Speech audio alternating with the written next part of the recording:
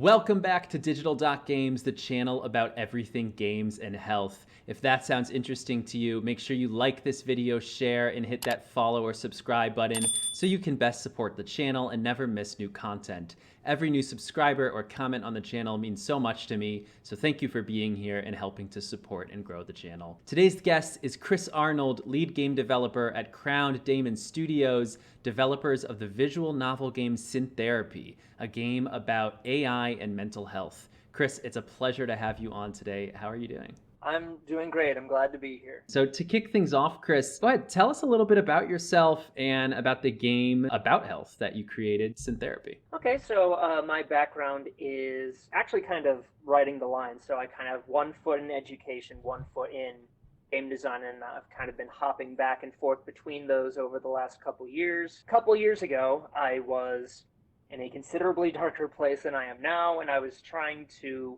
process a lot of the feelings that I was having, and it all started with kind of writing this sort of exchange back and forth between these two people, and that was kind of the start of the game. Was sort of figuring this out, and it's gradually gotten to this bigger and bigger thing as the years went on. So Chris, can you tell me, just give me a good overview of what Syntherapy is, quick synopsis of the game? Absolutely. So Syntherapy is the story of Dr. Park, who the player experiences the game through. And Dr. Park is a therapist who is approached by a university student who has created an AI at their university, which is starting to suffer technical issues. But the problem is that the AI is so advanced that it's becoming hard to tell if these are truly technical problems or perhaps signs of a mental illness manifesting. So this student calls you in to try and figure out the problem.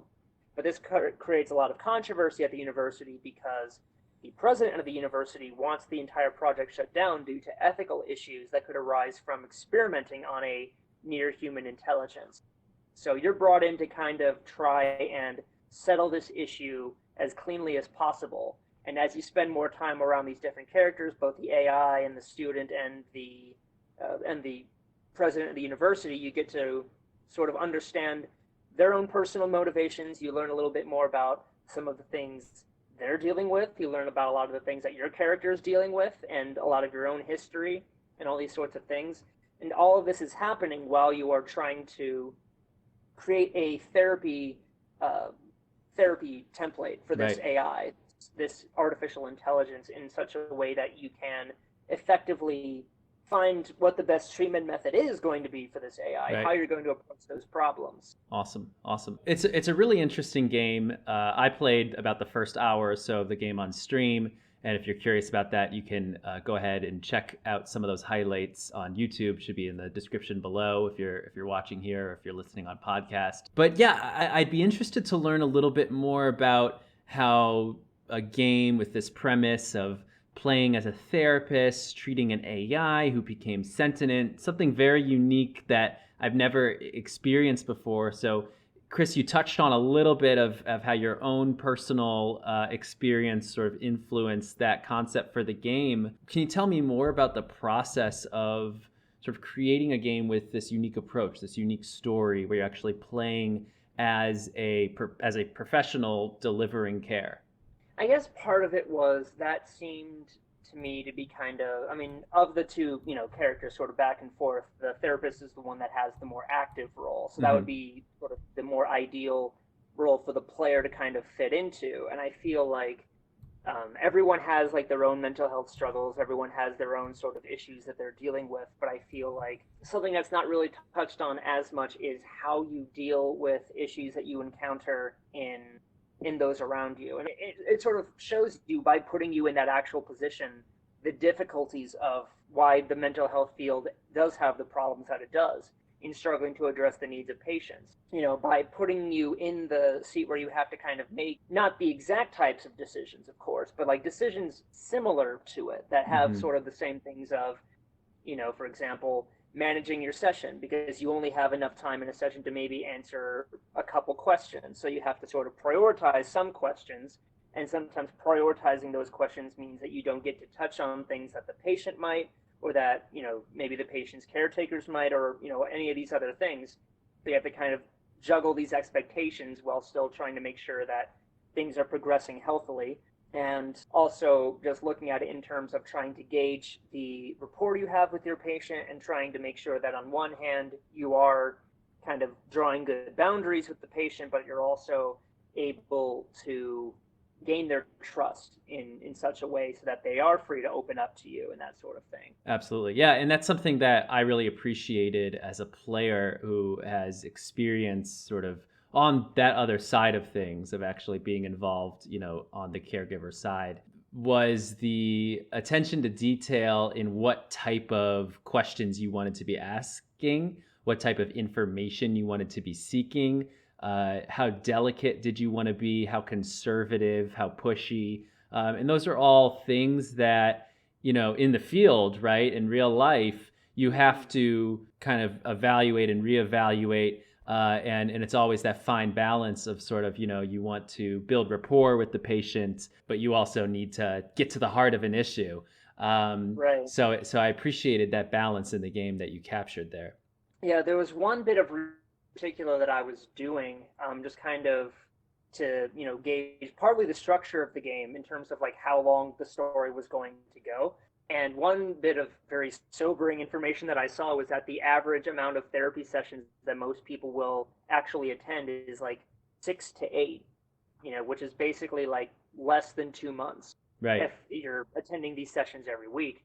And thinking about, the amount of time of each session that would be blocked down to rapport and blocked down to these other things, it gives me this impression of, the average, at least, of people who get frustrated very quickly before progress really Of gets course. to go underway because they may not understand exactly what's being built up to. It was just this realization that the way people kind of approach therapy, in terms of how many therapy sessions they're willing to even put in the first place before some outcome is sort of expected, it really just kind of shows that there is this disconnect between everyday people who are becoming increasingly aware that mental health issues are issues, and they're becoming increasingly aware that therapy and other things are things that are good for a lot of people to have, not necessarily people who are struggling with sort of diagnosed mental health issues, but even people who are just feeling stressed at work, who maybe are trying to work things through with their partner, that sort of thing.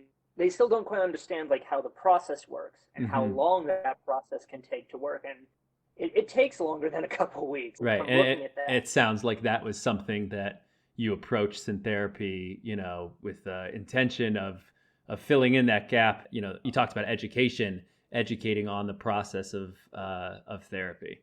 Well, not necessarily educating as such, because I don't have a mental health background and I didn't consult any mental health practitioners when making the game, so I was approaching it from like a story perspective. I wanted it to be where it's not saying this is how the mental health industry works, this is how the profession works. It was more as putting you in a situation and then relying on the fact that it is kind of similar to a situation a therapist would be in to kind of hopefully spark like a moment where you have this realization of, oh, this is why things kind of are working the way they are. Now I'm understanding it from another perspective. Because one of my favorite sort of gaming moments was watching somebody stream Papers, Please. And I've played that game like many times, and I Right. go back and Right. play it We've every now and then talked because about it's that game a so, good amount of times on this channel.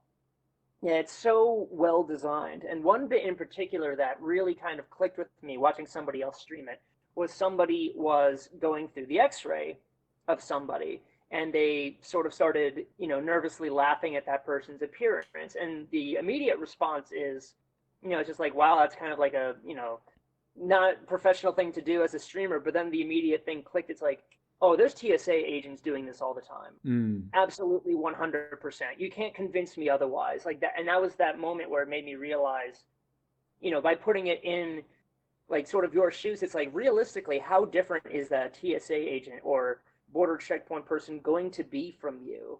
Realistically, it's not very different. Interesting. And I think there's a lot of disconnect where people think just because a therapist has gone to therapy to train for years and years and years, or like to get their background and stuff, that they are somehow like completely fundamentally different from you. And that's not really the case in terms of being able to tackle these sorts of issues, like therapists have limits just like everybody else does, and that's Mm-hmm. certainly a big Mm-hmm. part of Dr. Park's story is sort of seeing the limits that she has as a person and how those limits kind of interfere or at the very least give her things she has to work through as a therapist. So Right. Right. that was definitely something that I kind of wanted people to kind of understand Yeah. is just that there are limitations in the therapist field because therapists are people and Absolutely. people are limited Yeah. inherently. Yeah, and even from the relatively short time that I've spent in the game, and of course I want to go back and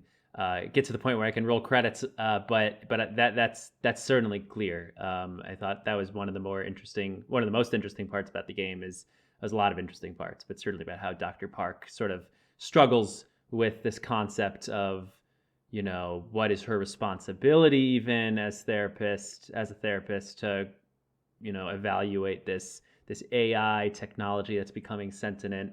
Chris, what is something that you learned about the real world, whether it be something about making games, making serious games, mental health therapy, or really anything else from developing Syntherapy? There was a lot of things that I had to take away from this process. I'm going to try and narrow it down to just maybe like a couple that would be Okay. good to just talk about very quickly.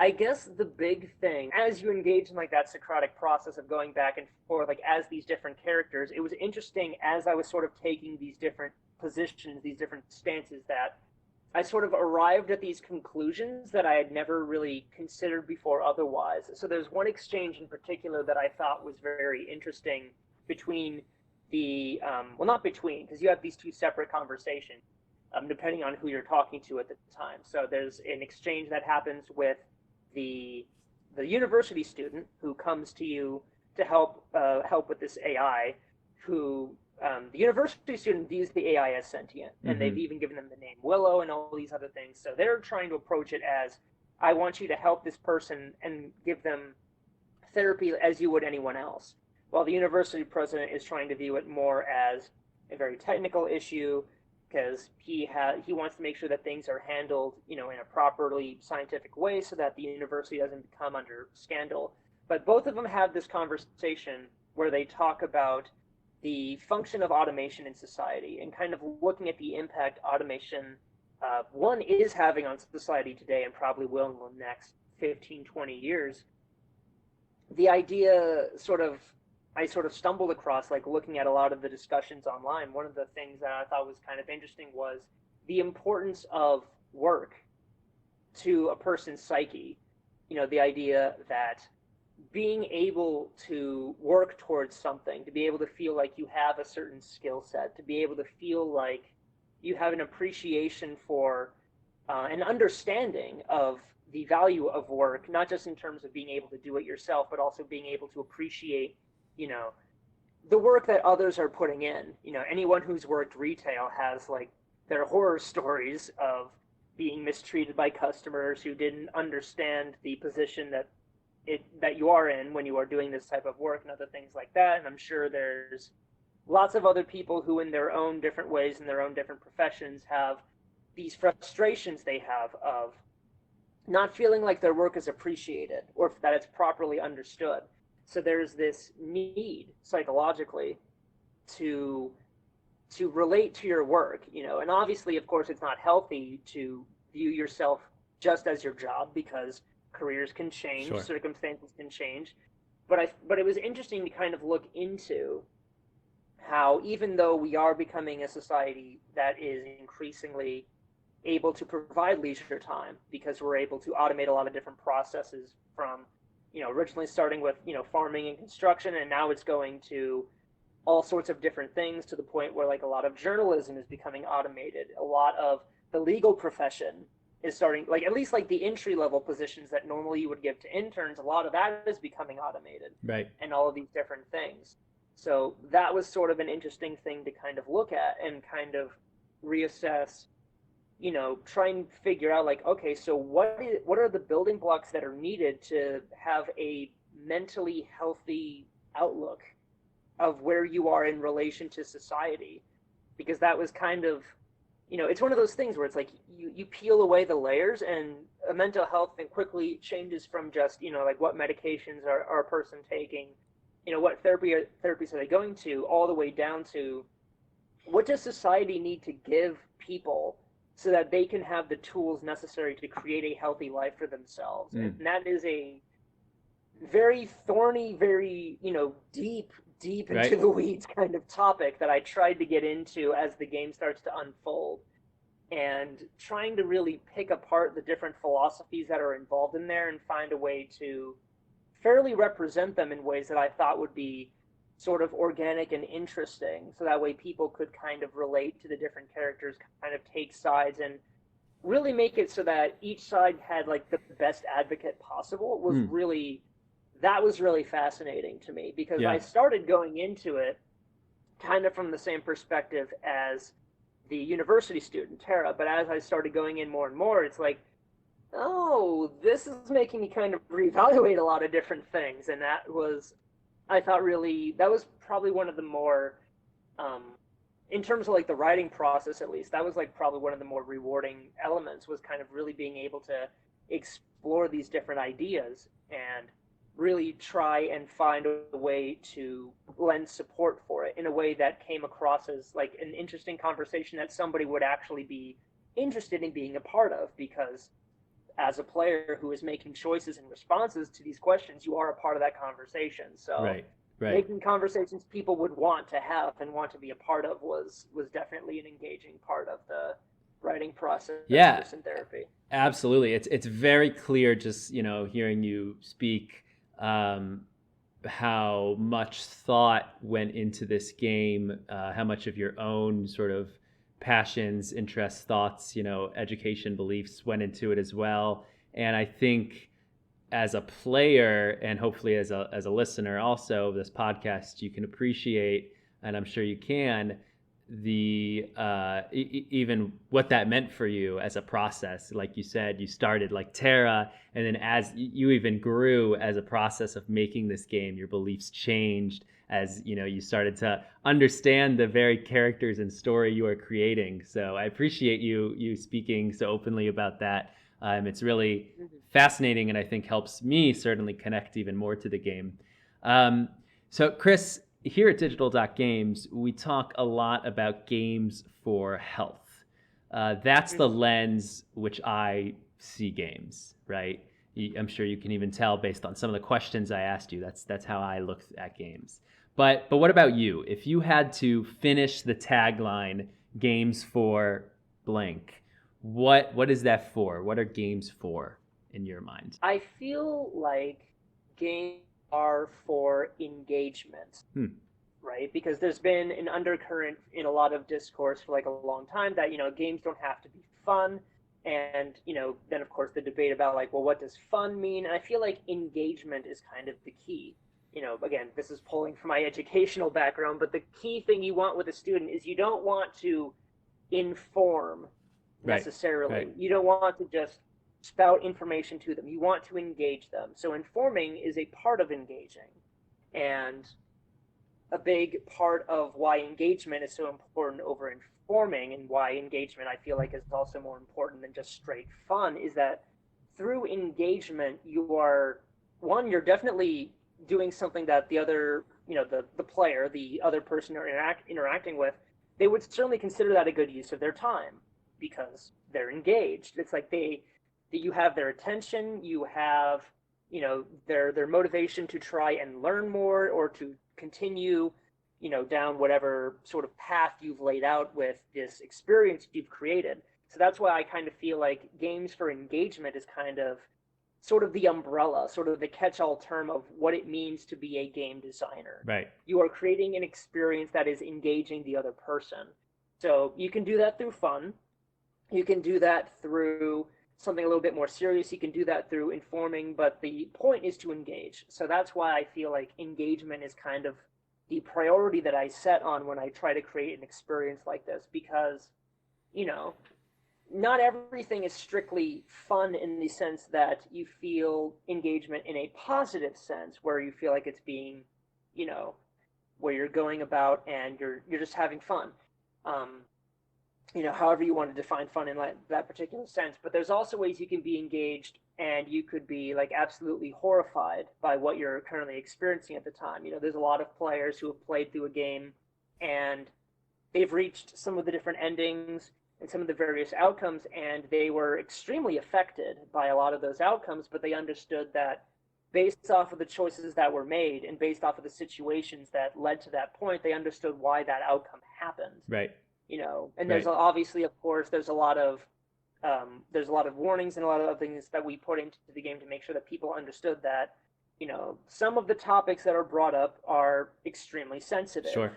And so working through those topics, working through those situations, because a lot of the earlier sessions with the AI Willow are, they're a little bit softer, but that's not always the case. There are sessions that you encounter in the game where the patient is at their lowest point, but you still have to be there for them. So that could be a situation that could be very upsetting and not necessarily fun, Right. in the traditional sense, but it's still engaging That's if we right. are doing our jobs correctly, Right. because people still want to see the outcome. They still want to explore this thing through from beginning to end. And Right. that's why I think Yeah. engagement is kind of the best word to I use. really like that, Chris. And, I think that that's a great way to look at games, especially when you talk about the topic of serious games, where that inevitably comes up, right? When you talk about a serious game, people say, well, that's not really a game, right? That doesn't sound fun. But if you do think of games through engagement, which at the end of the day, that's what makes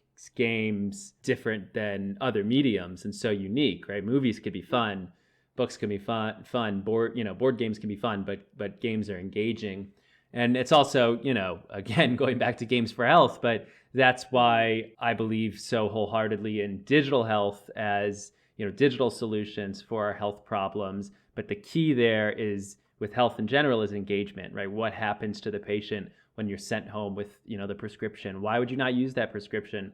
How can digital tools help with that? And then how can games help even with that, and it's because Right. games are the engagement products. So Chris, if people want to check out Syntherapy, where could they do that? So Syntherapy is on PC, Mac, and Linux on Steam. Awesome. Well, go check out Syntherapy. If you want a little preview, again, look in the description of this video or podcast to be linked to a little 10-minute highlight clip of about my first hour or so with the game. Chris, thank you so much for being here. It was really a pleasure to speak to you. Really excited to see what you do next, whether it be in games, education, or a mix of both. Thank you for tuning into Digital Games. If you want to continue the conversation with myself and some more truly great people, you can find the link to the Digital Games Discord in the description below. If you liked the interview, please remember to drop a like and comment or review. And remember, for all things games and health, keep it right here to Digital Games by following or subscribing to the channel. Thank you so much, and game on.